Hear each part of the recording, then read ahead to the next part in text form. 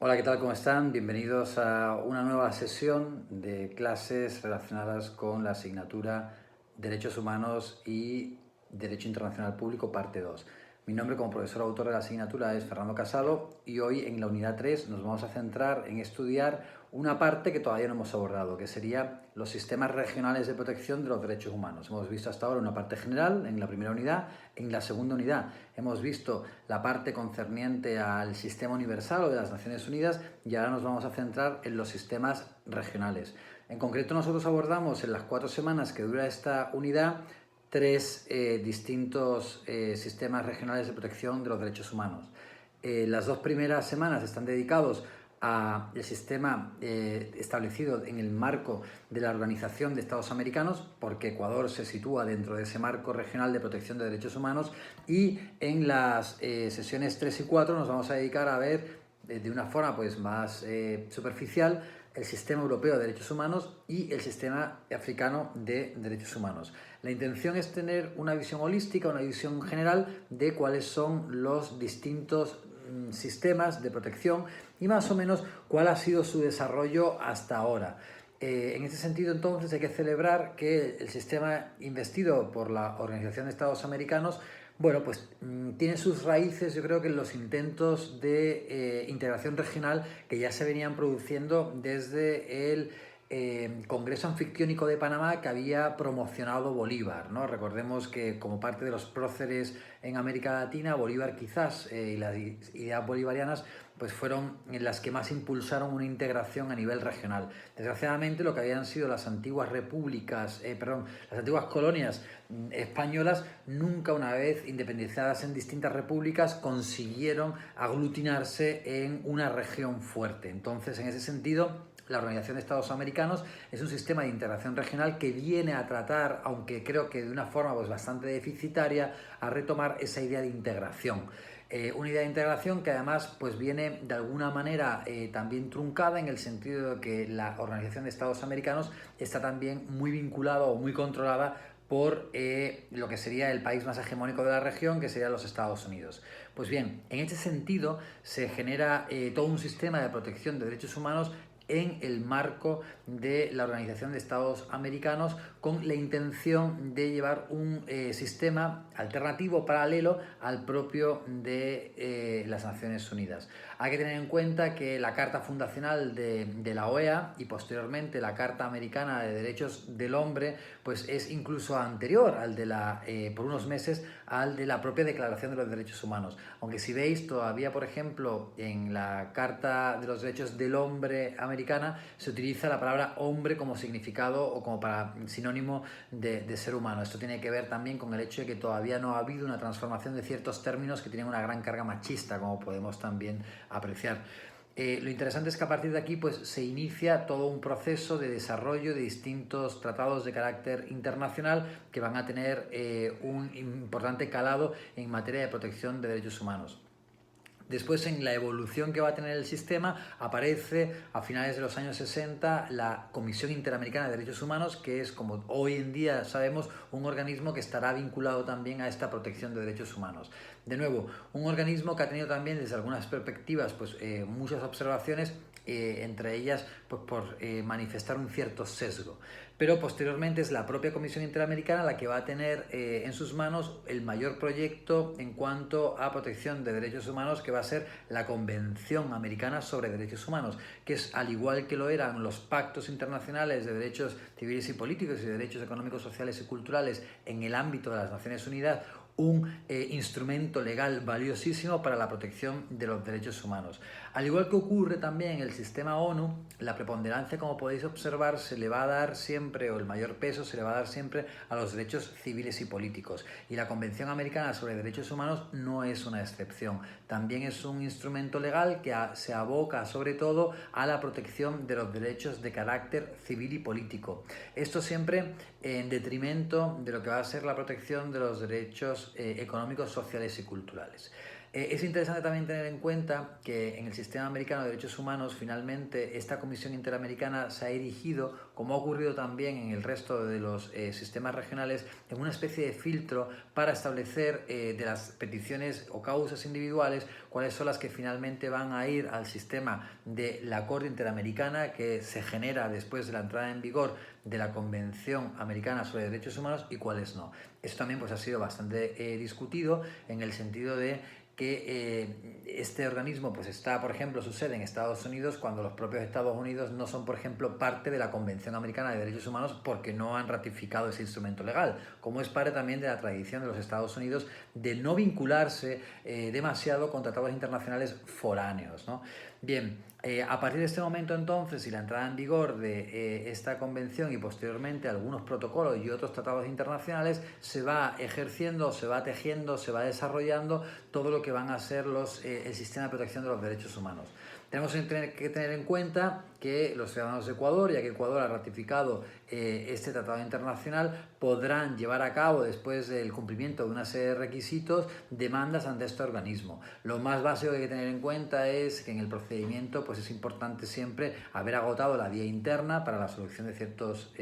conflictos, o en caso de que estos no sean eficaces, pues también se pueda acudir hasta esta instancia de la Comisión Interamericana directamente, y por supuesto que aquellos derechos violados pues estén dentro de lo que es el articulado de este tratado internacional tan importante. Hemos de tener en cuenta que son varias las líneas en las cuales pues, ha actuado ya o con bastante solidez el sistema interamericano a través de la Convención Americana de Derechos Humanos, como es, por ejemplo, en materia de derechos procesales, en materia de protección del derecho a la vida, también, al igual que ha ocurrido en el sistema europeo, que veremos posteriormente, una serie de protocolos han venido a prohibir, por ejemplo, la aplicación de la pena de muerte, el tema de tortura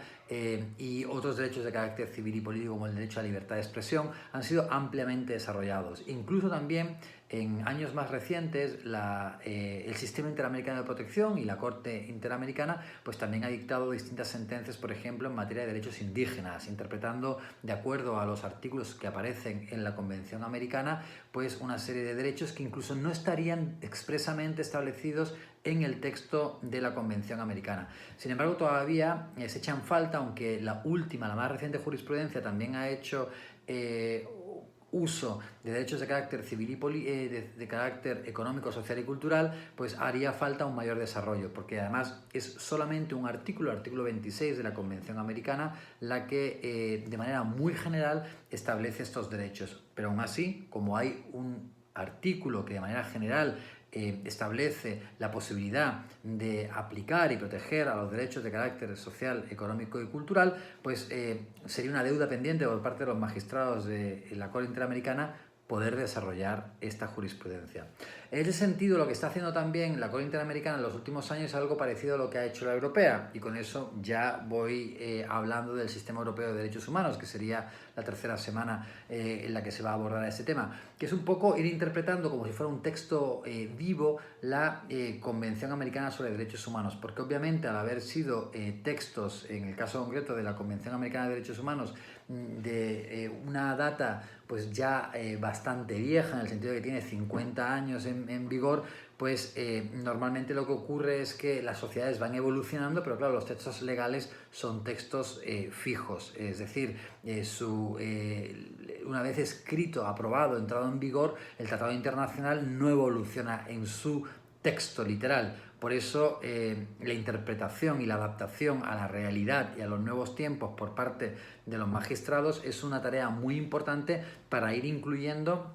nuevos derechos que hagan que estos textos legales no queden obsoletos. En este sentido hay que ver que en el marco del Consejo de Europa es que se elaboró y entró en vigor en 1950, hace ya también mucho tiempo, la Convención Europea sobre Derechos Humanos. Es el Tribunal Europeo de Derechos Humanos el que está encargado de proteger a estos derechos. Es interesante llevar a cabo la comparación entre el sistema interamericano y el sistema europeo, un poco para ver cuáles son posibles mejorías de un sistema y de otro. Normalmente el sistema europeo es más rígido que el sistema interamericano, lo cual podría ser una falla del sistema europeo. De hecho, alrededor del 98% de los casos que llegan ante el sistema europeo, son inadmitidos en la primera fase, que es la fase de admisibilidad. Eso, por supuesto, pues es un gran problema que tiene este sistema, y que además es un sistema que normalmente tarda mucho, al igual que el sistema interamericano, en solucionar las distintas cuestiones que llegan hasta este tribunal. De ahí que también que sean más expeditos es una deuda pendiente de ambos sistemas. Algo que ha hecho también el sistema europeo es haber eliminado la comisión, para que no haya ese intermediario entre la ciudadanía y el Tribunal Europeo de Derechos Humanos. Por eso hoy en día, agotada la vía interna, las personas que tengan alguna petición, algún caso, alguna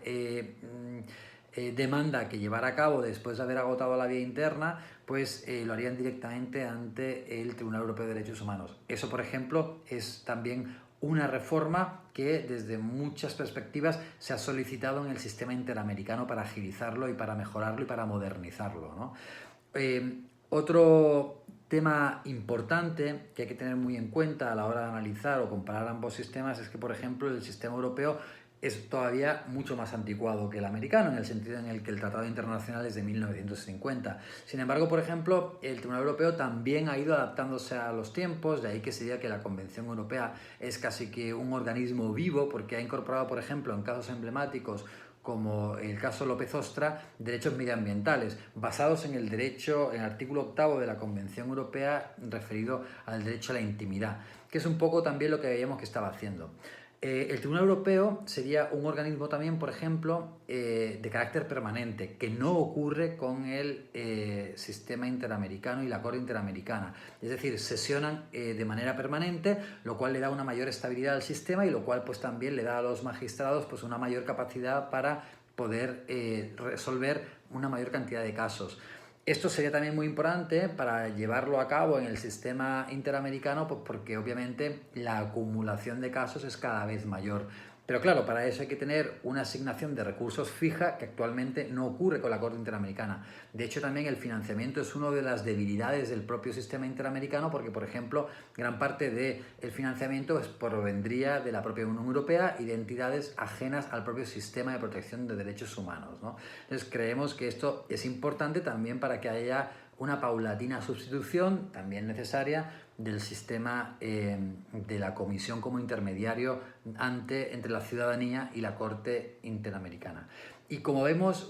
son sistemas que al final pues parecieran que son como la última instancia de las Cortes Nacionales, porque siempre, una vez que se agote la vía interna, pues se podrá acceder a estos tribunales. Sin embargo, de nuevo, la poca admisibilidad de porcentajes muy reducidos de sentencias, pues también podríamos considerarlo como una debilidad. Bien, a grosso modo pues ya habríamos visto un poco cómo serían el sistema europeo y el sistema